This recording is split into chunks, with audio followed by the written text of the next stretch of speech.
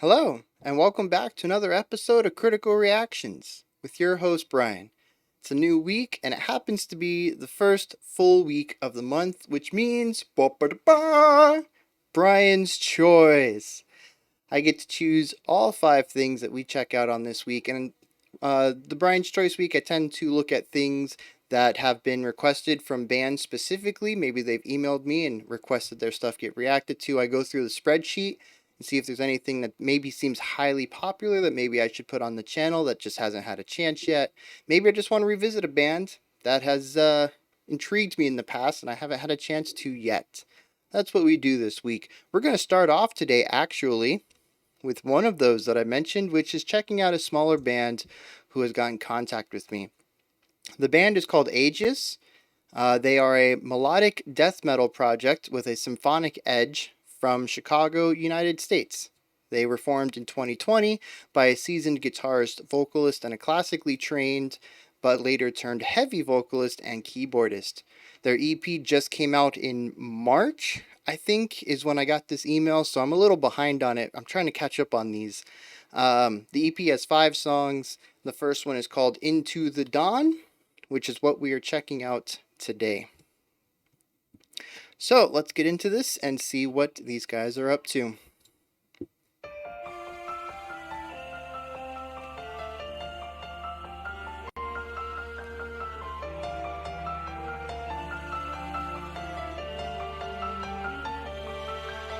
Sunlight hits my face. Will I be here tomorrow? Fall from the faith of day. Yeah, nice little bit of counterpoint here.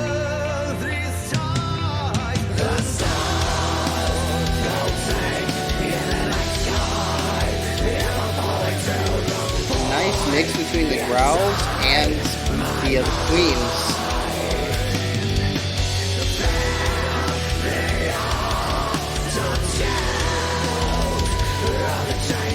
I like that rhythmic combination between the 8th notes and the piano and then that double bass kick.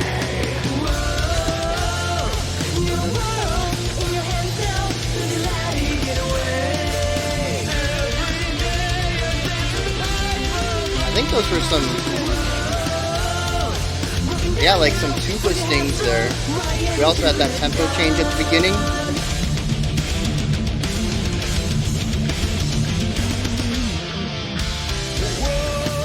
Yeah, a little bit of a metalcore run there, transitioning in.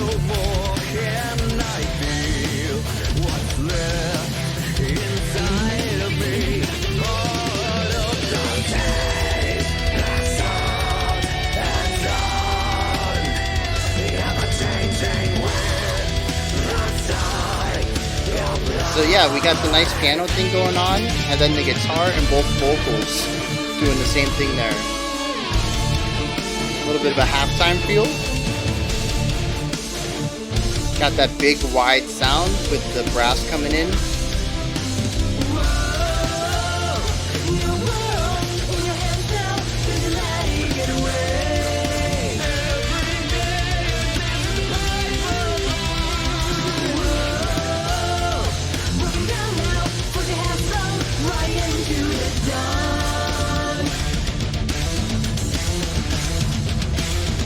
Yeah. Whoa. Some really interesting offbeat accentuation in that line.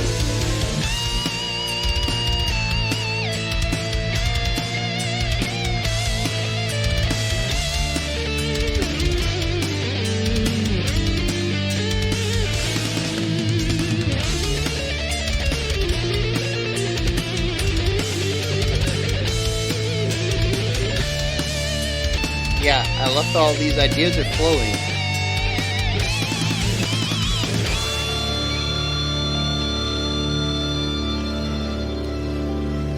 There were still some very strict ideas within like 4-bar phrasing there, but the way that they transitioned between them was really nice.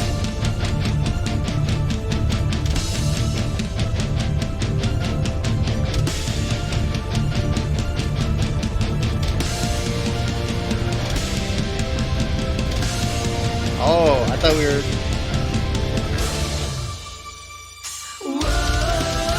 Okay. That's good. That surprised me.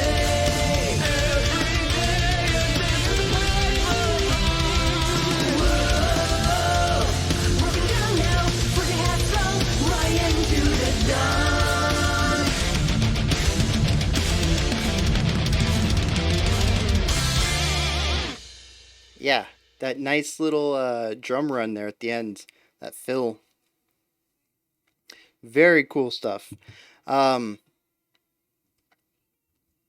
so yeah, the description is very apt. It's well, they said mellow death with symphonic elements, and maybe this song just specifically doesn't show off some of the mellow death aspects, or maybe I don't know what mellow death is, which is a very possible conclusion to that. But to me, this felt very much in line with symphonic metal, I think is the term for it. Stuff like Nightwish and Epica, where we have metal elements with orchestral instruments around it, sometimes utilized just for texture, sometimes actually utilized with classical writing as well, and then a nice mix between clean vocals and growls.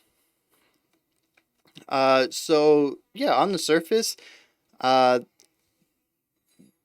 well, let me say on paper, this is sort of right up my alley as far as um, writing goes, thematic elements. We have a strong mix of voices. We have a ton of timbres being utilized throughout, a few different sections that don't utilize the traditional verse chorus pattern, and then symphonic instruments being utilized, brass and strings specifically. I love all of this. Um, so that's a good place to start, right? You've got my attention already. Let's dig into some of this though. Um, so we have the main part at the beginning with the when the clean male vocals came in. I thought it was interesting that that line ends up being utilized in the next repetition in both the guitar and the growls. I think that's a very clean use of textural layering. Um, However, the clean vocals are just a little low in the mix. I'm not sure if that's intentional or not. You can really hear them hold out the last note where the growls cut off. The guitar might have still been holding the note out, but you can clearly hear the vocals at that point. And I think that just feels a little out of place when the rest of the vocal run is not heard as easily. So these other instruments kind of cut out, and then you hear this clean vocal being held out. You don't really know where it came from.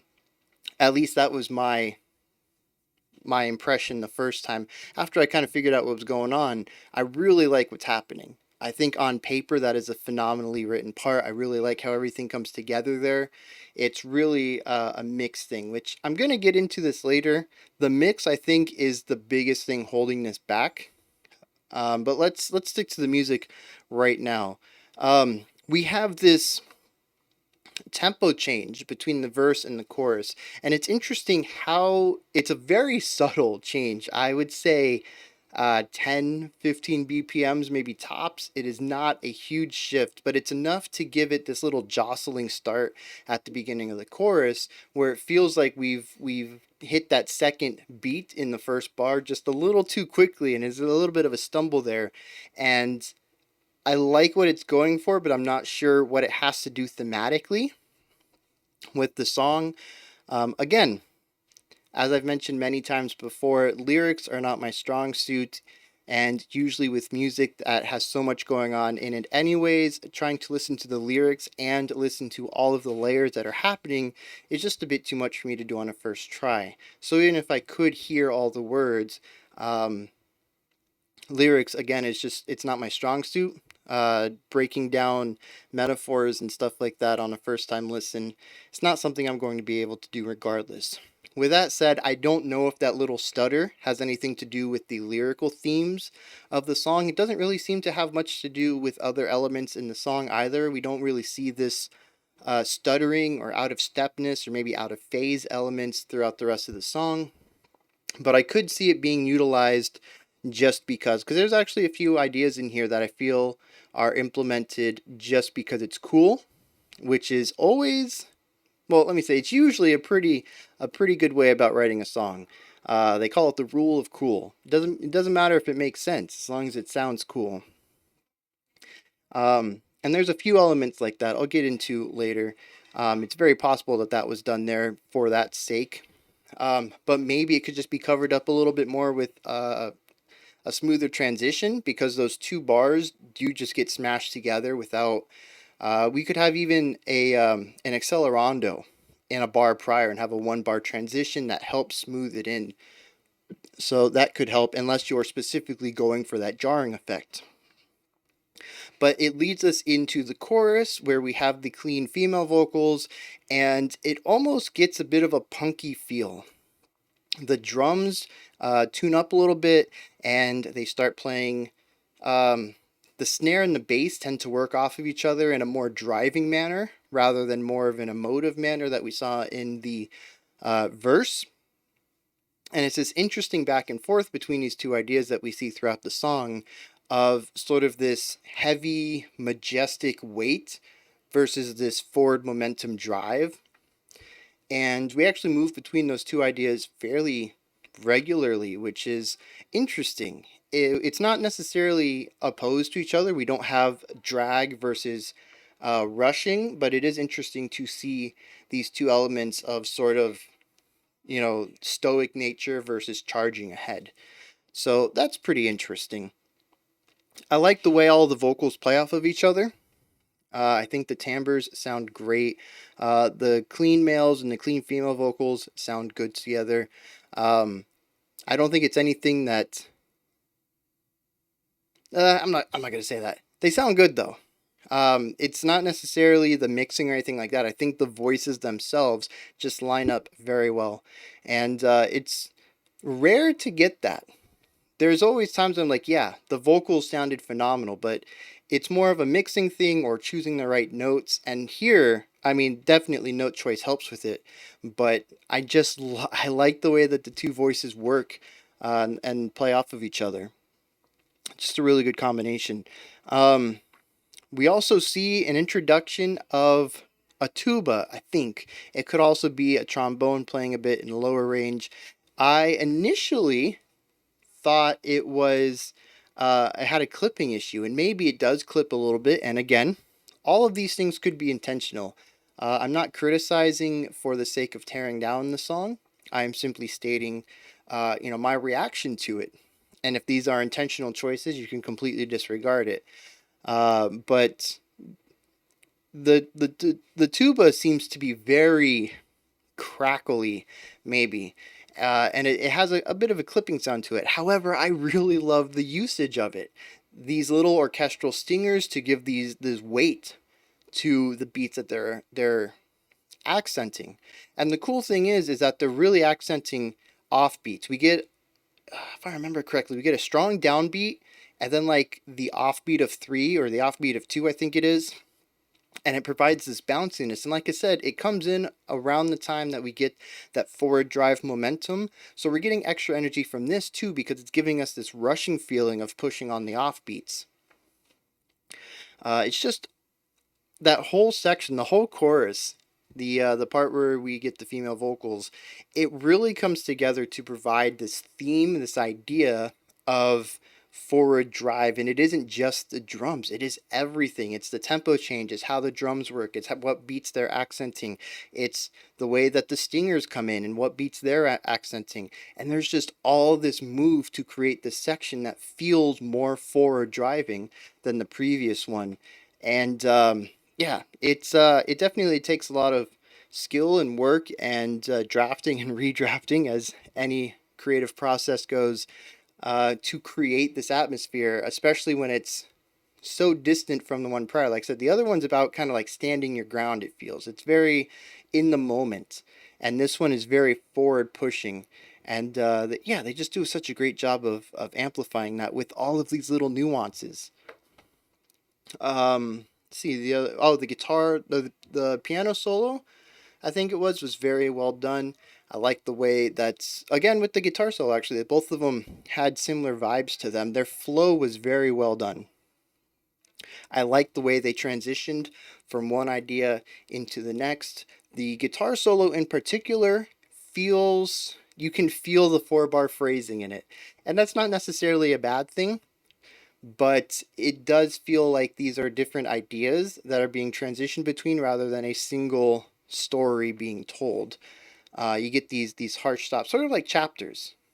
For better or worse. Sometimes it really works to have those. Sometimes it feels better to have a full line that feels like a single melodic element. However, both parts, the piano and the guitar solos, were played excellent. I really loved the tones that they have, very precise. I mean, you can't go wrong with the playing here. Everything's kind of done at a very, very good level as far as the musicianship goes. The build up into the final chorus caught me off guard.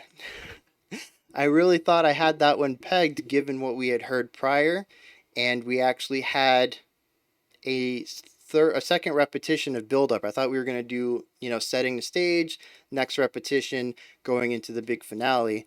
We had 2 repetitions on it and then a bit of silence to provide a 4 group idea that led into the outro.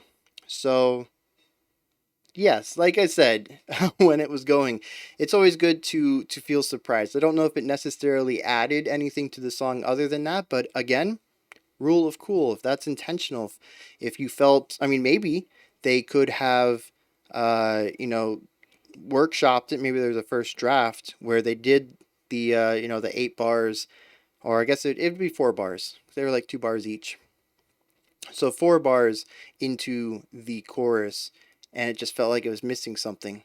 So they moved it up into an 8 bar and did the second repetition into the silence. And then, of course, with the silence, you get the contrast.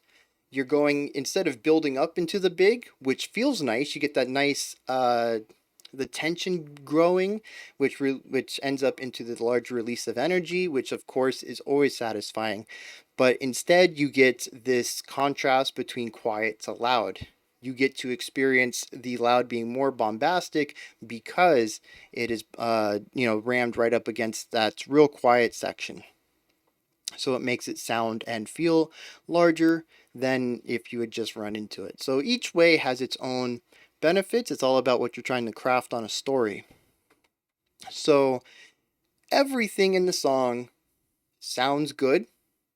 It's all played well. Everything works together excellently. Like I said, the mix is kind of the thing that gets me a little bit. It's not huge things. The mix is actually done really well for. I believe the email said they were classically trained. We have a seasoned guitarist vocalist and a classically trained keyboardist vocalist. All songs are written and produced solely by the band. So they produced it. And I'll tell you, as somebody who's written music and has played music, producing music is an entirely different beast. I have such a problem with it. So, to see these people who seem to be more trained in the playing and the creation, the composition, doing this well with the production, I mean, that's nothing to scoff at. Even though there's a couple of things in it that I think, at least from my point of view, should probably be addressed. It by no means do I think that it's anything to look down on. I could not have produced this as well. I would have a lot more problems with mine. Um, but I mentioned the clean male vocals under the growls could probably use a little bit of a boost just so that that texture layering can come out, and then the tubas. I don't know what it is. Maybe it's, like I said, it just sounds like clipping to me. I don't know if that's intentional or not. It might not be a problem at all. It just sounds a little out of place to me. Like they could have a little bit less volume or less compression or something. Because the first few times that they played, I didn't even think they were tubas. I didn't know what they were. um, but I think I kind of understood the place to be a tuba, and I think that the compression at the higher part maybe maybe what was doing that. I don't know. Like I said, if it's all intentional, disregard this anyways. But yes, I'm excited to see what else this band does. This is Aegius, and I think it's a very good start to a band. I mean, this is your first album.